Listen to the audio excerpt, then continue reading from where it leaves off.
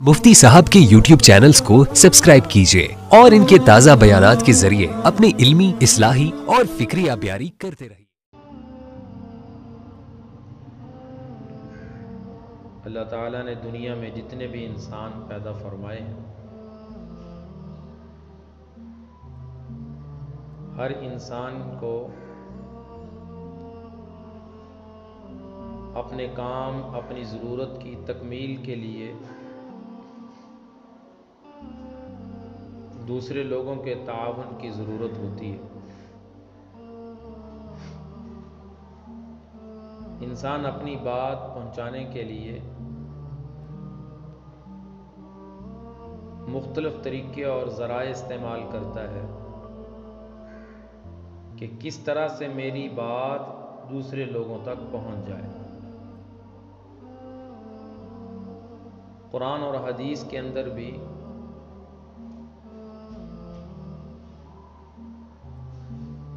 इंसान अपनी बात पहुंचाने के लिए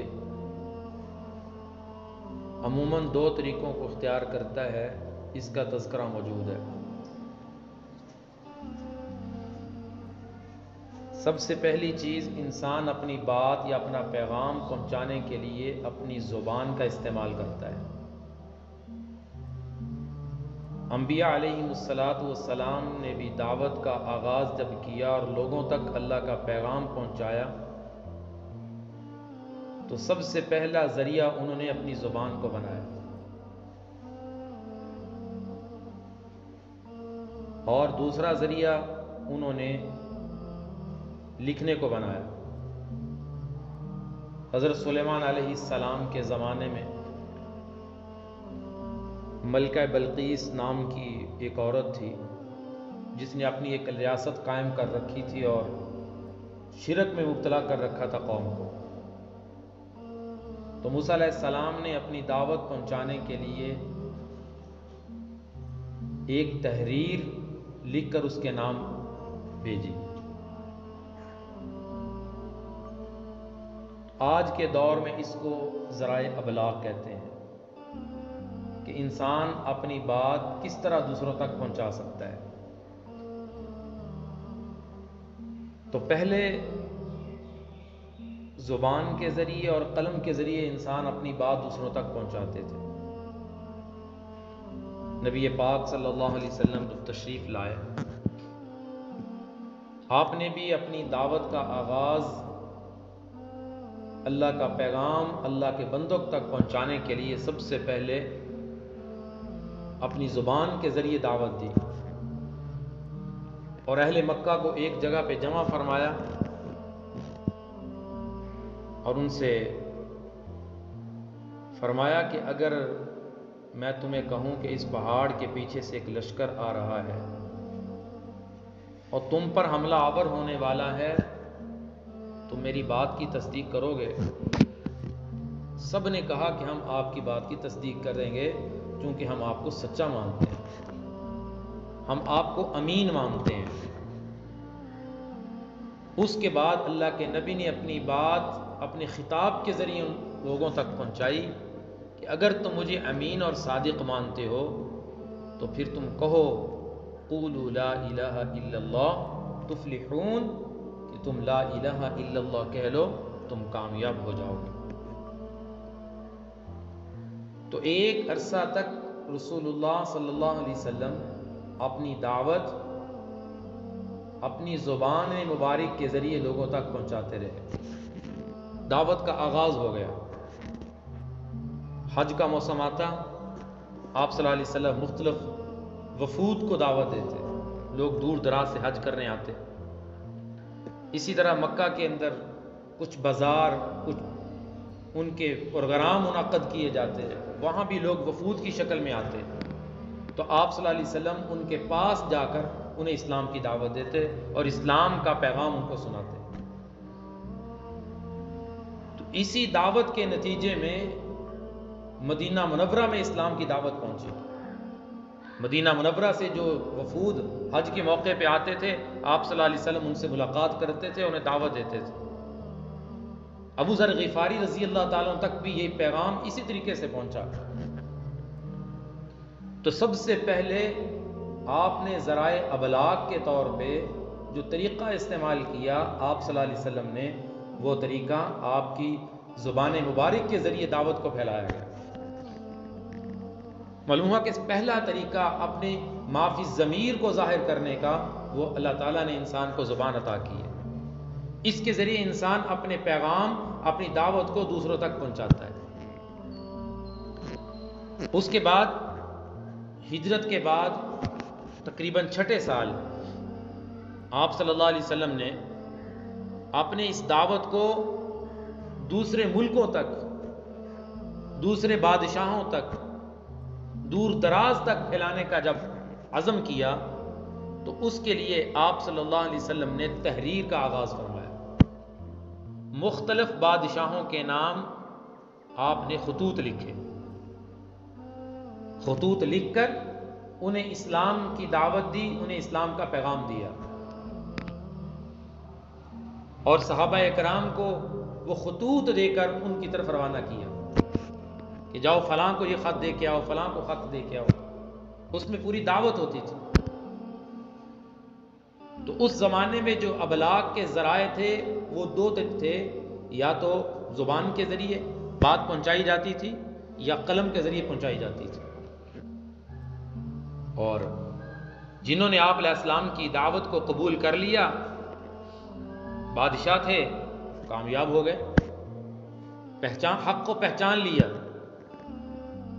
اور کئیوں نے آپ کی دعوت کو قبول ہی نہیں کیا، اور نعوذ باللہ معاذ اللہ آپ کے خطوط کو پھاڑ دیا، اور پھر اس خط کی بے ادبی کرنے کا انجام دنیا نے دیکھا کہ اللہ نے ان کے ساتھ کیا کیا۔ جنہوں نے آپ صلی اللہ علیہ وسلم کے لکھے ہوئے خطوط کے ساتھ یہ سلوک کیا، اللہ نے انہیں پھاڑ دیا، دنیا کے اندر ذلیل و رسوا ہوئے۔ تو انسان اپنی دعوت کو، اپنے پیغام کو دوسروں تک پہنچانے کے لیے یا تو زبان کا استعمال کرتا ہے یا پہلے دور میں قلم کا استعمال ہوتا تھا۔ اس ترقی یافتہ دور میں جس طریقے سے دنیا بڑی تیزی سے آگے بڑھ رہی ہے، رسول اللہ صلی اللہ علیہ وسلم نے فرمایا تھا کہ قرب قیامت سال مہینوں کے برابر ہو جائیں گے، مہینے ہفتوں کے برابر ہو جائیں گے، اور ہفتے گھنٹوں کے برابر ہو جائیں گے، اور گھنٹے گھڑیوں کے برابر ہو جائیں گے۔ جس تیزی سے یہ وقت گزر رہا ہے، اور آئے دن دنیا کے اندر ایسے ایسے آلات وجود میں آ رہے ہیں کہ جو انسانی عقل کو بھی حیران کیے ہوئے۔ اس ترقی یافتہ دور میں انسان اپنی بات یا اپنا پیغام پہنچانے کے لیے مختلف ذرائع کا استعمال کرتا ہے۔ ایک پرنٹ میڈیا ہے، جیسے اخبارات ہیں، رسائل ہیں، ان کے ذریعے لوگ اپنی باتیں دوسروں تک پہنچا رہے ہیں، اپنا پیغام پہنچا رہے ہیں۔ جو کوئی اپنی بات عوام تک پہنچانا چاہتا ہے وہ کوئی نہ کوئی چیز لکھ دیتا ہے، اخبارات کے ذریعے پھیل جاتی ہے، رسائل کے ذریعے پھیل جاتی ہے۔ اور ایک الیکٹرانک میڈیا ہے جس میں ہر انسان تو شامل نہیں ہو سکتا، مخصوص قسم کے لوگ اس کو استعمال کر کے خبر چلاتے ہیں، پیغام پہنچاتے ہیں۔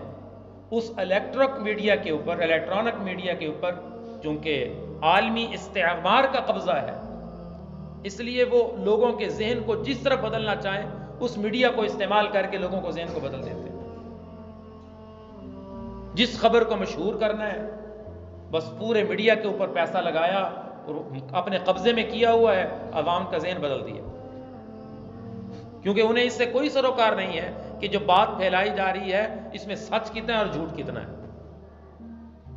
وہ الیکٹرانک میڈیا کے اوپر عالمی استعمار لوگوں کا قبضہ ہے، اور ملکوں کا جو میڈیا ہوتا ہے اس میں حکومت کا قبضہ ہوتا ہے۔ حکومت کی اجازت کے بغیر میڈیا کچھ کر ہی نہیں سکتا، جو حکومت کی طرف سے انہیں حکم ملتا ہے وہ اس کے پابند ہوتے ہیں۔ اور تیسری قسم سوشل میڈیا ہے. اس میں ہر انسان کے یہ بس میں آ گیا، اختیار میں آ گیا ہے، ہر انسان اپنی ما فی الضمیر کو لوگوں کے سامنے بیان کر سکتا ہے. واٹس اپ ہے، فیس بک ہے، یوٹیوب ہے، گوگل ہے. اس ترقی یافتہ دور میں ان چیزوں کو لوگوں نے ذریعہ ابلاغ بنایا. اس کے ذریعے لوگ اپنے پیغام اور اپنے ما فی الضمیر کو لوگوں تک پہنچا رہے ہیں. اس پر کسی کا قبضہ نہیں ہے. اس میں ہر انسان جو بھی اس کو استعمال کو تھوڑا سا طریقہ جانتا ہو وہ اپنی بات لوگوں کے سامنے رکھ سکتا ہے. لیکن جب یہ میڈیا، سوشل میڈیا وجود میں آیا اور ہر بندے کے چھوٹے سے لے کر بڑے تک کے ہاتھ میں وہ میڈیا موجود ہے، جہاں اس کے فوائد حاصل ہوئے وہاں اس کے نقصانات بھی بڑے سامنے آئے. اگر یوں کہا جائے تو غلط نہیں ہوگا کہ فوائد کی بجائے نقصان زیادہ ہوا ہے اور ہو رہا ہے. وجہ اس کی یہ ہے، جب انسان کسی کام کو کرنے کے لیے حدود کا خیال نہیں رکھتا، حدود کا خیال نہیں رکھتا تو پھر اس کا نقصان ہوتا ہے. اللہ تعالیٰ نے شریعت کا جو قانون بنایا ہے، اس پورے قانون کو اگر آپ پڑھیں تو آپ کو ہر عمل میں کچھ حدیں نظر آئیں گی. اس کام کو کرنے کے لیے اللہ نے حدود مقرر کی ہیں، اس حدود سے تم تجاوز نہیں کر سکتے. اور اللہ نے واضح اعلان فرمایا احکامات بیان کرنے کے بعد کہ تلک حدود اللہ، اللہ نے حدیں بنائی ہیں، یہ اللہ کی حدیں ہیں. وَمَن يَتَعَدَّ حُدُودَ اللَّهِ فَقَدْ ظَلَمَ نَفْسَهُ، تم اللہ کی حدود کو کراس کرنے کی کوشش کرو گے تو تم ظالم بن جاؤ گے. تو جتنے بھی شریعت کے قوانین ہیں، کامیاب وہی انسان ہے جو ان قوانین کو اس انداز میں پورا کرتا ہے کہ اس کی حد سے خراس نہیں ہوتا. تو جتنی بھی ترقی یافتہ دور میں آلات وجود میں آ رہے ہیں، ہر آلے کو استعمال کرنے کی حدود ہیں، اس سے انسان تجاوز نہیں کر سکتا. نقصان یہ ہوا کہ انسان نے حد کراس کر دی، حدود کا خیال نہیں رکھا، اور اس کا نقصان آئے دن سامنے آ رہا ہے. فوائد کم ہے اور نقصان زیادہ ہے. لوگوں کے اندر اتنا ایمان نہیں ہے، ایمان کی کمزوری کی وجہ سے وہ اللہ کے حدود کی پاسداری نہیں کر رہے. اب باپ نے اپنے بیٹے کو بھی موبائل لے کر دے دیا، اپنی بیٹی کے ہاتھ میں بھی پکڑا دیا، اب پوری دنیا کا سسٹم تو اس کے ہاتھ میں دے دیا. کسی نے خوب یہ بات کہی کہ جس باپ نے اپنی نوجوان بیٹی کے پاس موبائل دے دیا، اس کے ہاتھ میں پکڑا دیا، اس باپ کو گھر کی دیواریں اونچے کرنے کی ضرورت نہیں ہے. اس نے اپنے پردے کے لیے، اپنے گھر کے حیا کے لیے جو دیواریں بنائی تھیں وہ اس نے خود گرا دی. کہ پوری دنیا کی گندگی جس چیز کے اندر ہے وہ اس نے لا کر اپنے بیٹی کو پکڑا دی، اپنے بیٹے کو جو چیز لا کر پکڑا دی. یقین کرو میرے سامنے واقعات، لوگ خون کے عنصر ہوتے ہیں کہ ہم نے بڑی غلطی کی ہے کہ ہم نے بیٹے کو ابھی سے موبائل لے کے دے دیا، بیٹا تو اپنے آپ سے ہی باہر ہو گیا. اس کی جو حرکات ہمارے سامنے آئیں، باپ سر پکڑے بیٹھا ہے. لوگ ہماری منت سماجت کرتے ہیں کہ آپ ہمارے بچے کو سمجھائیں، آپ انہیں کو تلقین کریں، آپ ان کی ہدایت کا پیغام سنائیں. ہمارے بس میں نہیں رہا، اپنے پاؤں پہ خود کلہاڑی ماری ہے. یہ مثال یہاں پہ فٹ آتی ہے. خود وہ اسباب اور ذرائع اسے دیے جس کے ذریعے سے اس کے اندر حیا ختم ہو جائے. جو کچھ بچہ دیکھے گا وہی کرے گا. تو میں نے عرض کیا کہ جہاں اس سوشل میڈیا کے فوائد سامنے آئے، نقصانات بھی بہت زیادہ اور ہو رہے ہیں. فوائد تو ہر بندے کو پتہ ہی ہوتے ہیں، میں تو صرف ان چیزوں کی نشاندہی کرنا چاہتا ہوں کہ اس میڈیا کے ذریعے کتنا گناہ پھیل رہا ہے، کتنی بے حیائی پھیل رہی ہے، کتنے لوگوں کی عزتیں اچھالی جا رہی ہیں، کتنے لوگوں کے عیوب لوگوں کے سامنے ظاہر کیے جا رہے ہیں۔ ایک آپ فیس بک دیکھ لیں، جس اچھے بھلے کردار رکھنے والے انسان کو بھی کوئی اس کی عزت کو بھی اچھالنا چاہیے، اس کا استعمال کر لیں، اور لوگ بات کے اوپر، فیس بک کی بات کے اوپر ایسے یقین کرتے ہیں نعوذ باللہ جیسے حدیث آ گئی ہو، جیسے وحی نازل ہو گئی ہو۔ خبر آتے ہی اس کو ایسے پھیلا دیا جاتا ہے کہ یہ بات بالکل سچ اور حق ہے، اور قرآن نے جو حد مقرر کی ہے اس کو توڑ دیتے۔ قرآن کی حد کیا ہے؟ ہر خبر آنے سے پہلے تمہیں کیا کرنا ہے؟ سورۃ الحجرات 26ویں پارے میں اللہ تعالیٰ ارشاد فرماتے ہیں آیت نمبر 6 میں، اے ایمان والو، ان جاءکم، اگر تمہارے پاس کوئی خبر آتی ہے، فتبینوا، فاسق بنبأ، کوئی فاسق تمہارے پاس خبر لے کے آتا ہے۔ فیس بک استعمال کرنے والے سارے تقوی والے تھوڑی ہیں، کتنے لوگ فاسق فاجر ہیں۔ اے ایمان والو، تمہارے پاس کوئی فاسق خبر لے کے آتا ہے، وہ خبر زبان کے ذریعے ہو، وہ خبر سوشل میڈیا کے ذریعے ہو، وہ خبر اخبارات کے ذریعے ہو، وہ خبر کسی رسائل کے ذریعے ہو، وہ خبر کسی مضمون کے ذریعے ہو، فتبینوا، تم اس کی تحقیق کرو، تم اس کی تحقیق کرو۔ یہ حد ہے، تحقیق کرنا، یہ اللہ نے حد مقرر کر دی۔ تم آزاد نہیں ہو کہ خبر سنو آگے پہنچاؤ، خبر سنو آگے پہنچاؤ۔ پہلے تو مشہور تھا نا، عورتوں کے اندر بات رکتی نہیں ہے، اب مرد عورتوں سے بڑھ گئے ہیں، مردوں میں بات رکنے کا جذبہ ختم ہو گیا ہے۔ پہلے عورتوں کی مثال، لوگ کہاوت مشہور تھی کہ کسی بات کو مشہور کرنا عورت کو بتا دو، اب وہ کام ختم ہو گیا ہے، اب مرد بھی بالکل مقابلے میں چل رہے ہیں۔ سنا کے دیکھ لو کسی کو خبر، کوئی تحقیق نہیں کرے گا، کوئی نہیں پوچھے گا۔ اگر اس کے بارے میں، جس کے بارے میں خبر پتہ چلی ہے، اگر اس کے بارے میں کچھ حسد تھا یا رنجش تھی، وہ تو اور کام کو اٹھائے گا۔ تحقیق کرنے والی جو حد تھی اللہ نے مقرر کی، اس کو توڑ دیا ہے، اور کتنے بڑے وبال اور گناہ میں مبتلا ہو رہے ہیں۔ یہ کلک کرنا، یہ جہنم کے اوپر بھی کلک ہو سکتا ہے۔ ایک مسلمان کی عزت کو تار تار کرنا، جھوٹی خبر پھیلانا، جھوٹی افواہ پھیلانے کے بارے میں قرآن اور حدیث میں کتنی سخت وعیدیں ارشاد فرمائی گئی۔ لیکن مسلمان سوشل میڈیا کو ایسے استعمال کرتا ہے جیسے اس کے اوپر کوئی قانون ہی نہیں ہے، اس کے اوپر حکم کوئی متوجہ ہی نہیں ہوتا۔ جہاں اور نقصانات ہیں، میں تو صرف ابھی ایک نقصان کا ذکر کر رہا ہوں کہ سب سے بڑا نقصان یہ ہو رہا ہے کہ ہر آنے والی خبر، ہر آنے والی اطلاع کو بغیر تحقیق کے آگے پھیلایا جاتا ہے۔ دور کیا جائیں کہ نبی پاک صلی اللہ علیہ وسلم کی طرف ایسی باتوں کو منسوب کیا جا رہا ہے جو آپ صلی اللہ علیہ وسلم کی حدیث ہے ہی نہیں۔ بات لکھتے ہیں، نیچے لکھتے ہیں حدیث رسول، کوئی کتاب کا حوالہ نہیں، کوئی کچھ نہیں، کوئی تحقیق نہیں۔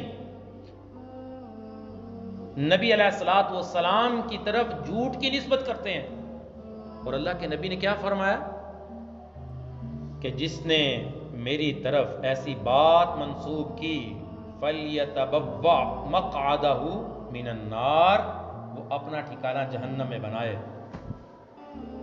جس نے میری طرف ایسی بات منسوب کی جو میں نے نہیں کہی، وہ اپنا ٹھکانہ کہاں بنا لے؟ جہنم میں۔ ابھی شیئر کرنے والے، کلک کرنے والا ذرا غور کریں، الحمدللہ 5 انگلیاں برابر نہیں ہوتی، ایسے لوگ بھی ہیں۔ اللہ کا شکر ہے ہم نے تھوڑی سی محنت کی، لوگوں تک پیغام پہنچایا۔ اب کتنے لوگ الحمدللہ مجھے پہلے میسج کرتے ہیں کہ یہ حدیث ہم تک پہنچی ہے، یہ ٹھیک ہے یا نہیں۔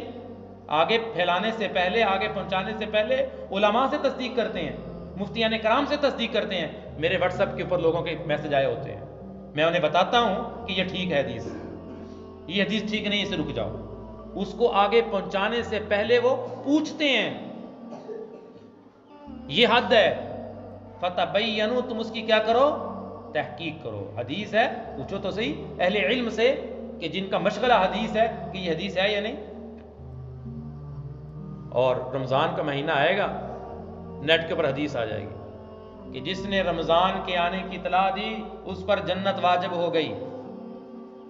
فرمان رسول، نعوذ باللہ معاذ اللہ، نبی علیہ الصلوۃ والسلام کی طرف اتنے بڑے جھوٹ کی نسبت کر دی گئی.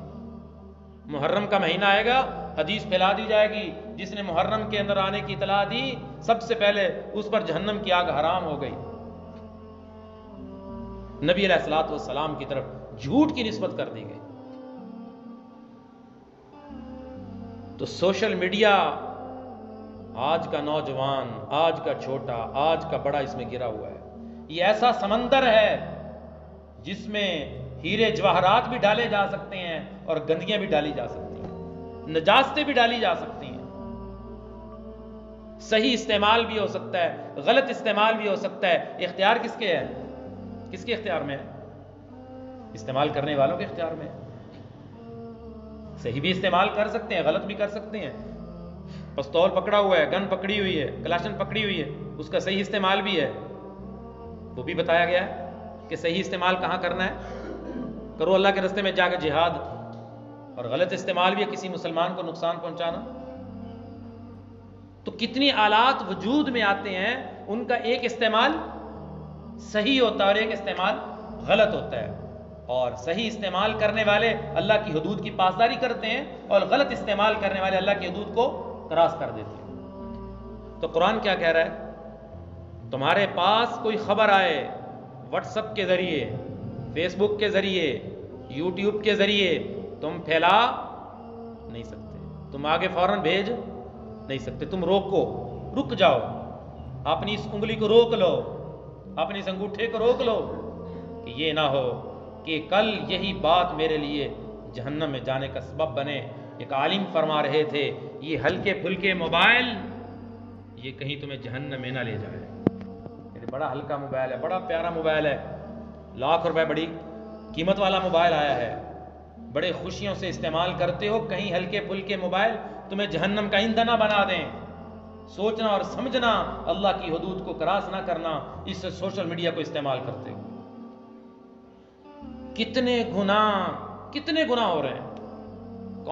کوئی اچھی چیز بھی لگاتا ہے نا، کوئی اچھی چیز بھی لگاتا ہے کہ کسی سے لوگوں کو فائدہ ہو جائے، اس کے ساتھ ہی میوزک چلاتا ہے، اس کے ساتھ گانا چلاتا ہے، اس کے ساتھ لڑکی کی تصویر لے کے آتا ہے. جو چیزیں باہر دیکھنا گناہ ہے، موبائل میں دیکھنا بھی گناہ ہے. موبائل میں جائز نہیں ہو جاتی. جس چیز کو اللہ نے باہر دیکھنے سے حرام قرار دے دیا، منع کر دیا، وہ موبائل میں نہیں دیکھ سکتے، وہ موبائل میں نہیں سن سکتے. یہ بہت بڑا فتنہ اور ایک سازش ہے. اور کیونکہ یہ تو ہر گھر میں، ہر بچے کے پاس، ہر بڑے کے پاس، ہر مسلمان کے پاس پہنچ چکا ہے میڈیا. اور اب اہل باطل نے کیا کیا؟ انہوں نے مسلمانوں کے ایمان کو کمزور کرنے کے لیے اس کا استعمال شروع کر دیا. بڑی بڑی ویب سائٹس بنا لی، بڑے بڑے چینل بنا لیے، اور اس کے اوپر آ کر نعوذ باللہ معاذ اللہ کفر کی دعوت پھیلائی جا رہی ہے. لیبل اسلام کا لگا ہوتا ہے، لیبل بڑے اچھے ہوتے ہیں، چینل کا نام بڑا اچھا ہوتا ہے، لیکن محنت کفر کی ہو رہی ہے. لوگوں کے ایمان پر ڈاکہ ڈالا جا رہا ہے. لوگوں کو قرآن سے اور صحابہ سے اور انبیاء علیہ السلام کی جماعت سے متنفر کرنے کی پوری کوشش ہو رہی ہے. استعمال کس کو کر رہے ہیں؟ اس سوشل میڈیا کو. اور ہمارا نوجوان جو چیز سامنے آتی سنتا جا رہا ہے اور اسلام کے بارے میں شکوک و شبہات کا شکار ہو رہا ہے. اسلام کے حکم کے بارے میں جس شکوک و شبہات کا شکار ہو گیا، بتاؤ اس کا ایمان رہے گا؟ عالم کفر کی پوری محنت ہے کہ مسلمان کے اندر اتحاد کو برقرار نہیں کرنے دینا. اور کتنے باطل فتنے جو اٹھ رہے ہیں وہ سوشل میڈیا کا استعمال کر کے مسلمانوں کے ایمان کو خراب کر رہے ہیں. کتنے نوجوان اس میں گر جاتے ہیں. قادیانیوں کی کتنی ویب سائٹس نیٹ پہ آ چکی ہیں مستقل محنت کر رہے ہیں. جو اللہ کے نبی صلی اللہ علیہ وسلم کی ختم نبوت کے بارے میں شکوک میں یہ شبہات میں پڑ گیا اس کا ایمان ختم ہو گیا. تو جو صحیح استعمال کرنا چاہتا ہے اور کرنا چاہیے، اور قرآن کا حکم ہے. میں نے صرف ایک نقصان کی بات کی ہے، نقصان زیادہ ہیں، کم از کم اس کو تو روک لے استعمال کرنے والے کہ ہر آنے والی بات کو نہ پھیلائیں. اس میں کسی کا عیب ہو سکتا ہے، کسی عزت کو تار تار کیا جاتا ہے. کسی سے غلطی ہو گئی، نیٹ کے اوپر کوئی بات آ گئی، آپ کا کام کیا ہے؟ پھیلا دینا. اللہ کے نبی نے فرمایا قیامت کے دن اللہ ایک شخص کو بلائے گا، اس کو بتائے گا تو نے یہ کیا یہ کیا یہ کیا یہ کیا. وہ کہے میں تو مارا گیا، میں تو بس ناکام ہو گیا. اللہ تعالیٰ فرمائے گا اے میرے بندے تو نے یہ گناہ کیے؟ وہ کہے گا کیے، لیکن میں تیری بخشش کر رہا ہوں. اچھا کس وجہ سے؟ باری تعالیٰ فرمائیں گے اس وجہ سے کہ میرے بندے کا عیب تیرے سامنے آیا تھا، تو نے پردہ ڈالا تھا. میرے بندے کا عیب تیرے سامنے آیا تھا، تو نے چھپا لیا تھا. تیرے ہزاروں عیب میرے سامنے تھے، میں نے پھیلائے تھے. کون کہتا میں صاف ہوں؟ کون کہتا میں بڑا پاک دامن ہوں؟ اگر پردہ اللہ آنکھوں کا ذرا اٹھا دے مخلوق کا، یہ دیکھو یہ کیا کر رہا ہے. لوگوں کے اوپر کیچڑ اچھالنا ہے، لوگوں کے اوپر انگلی اٹھانی ہے. اس نے یہ کیوں کیا؟ انگلی یوں رہتی یوں نہیں جاتی. اگر یوں ہو جائے تو مسئلہ حل ہو جائے. انگلی یوں اٹھتی ہے، اس نے یہ کیا، اس نے وہ کیا.